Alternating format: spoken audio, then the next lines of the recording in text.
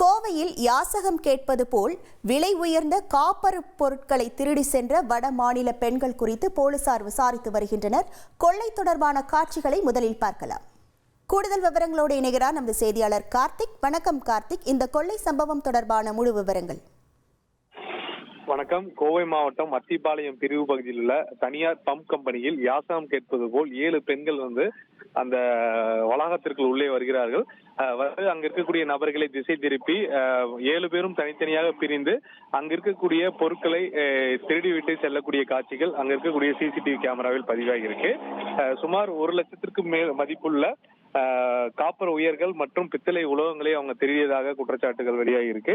இது தொடர்பாக நிறுவனத்தின் உரிமையாளர் கோவை சரவணம்பட்டி போலீசாரில் புகார் அளித்திருக்கார். இந்த புகாரின் அடிப்படையில் தற்போது போலீசார் விசாரணை மேற்கொண்டு வருகிறார்கள். இந்த திருட்டு சம்பவத்தில் ஈடுபட்டவர்கள் வடமாநிலத்தை சேர்ந்த பெண்கள் எனவும் இவர்களை பற்றி ஏதாவது தகவல் தெரிந்தால் காவல்துறைக்கு தகவல் கொடுக்க வேண்டும் என போலீசார் தரப்பில் கேட்டுக்கொண்டிருக்காங்க.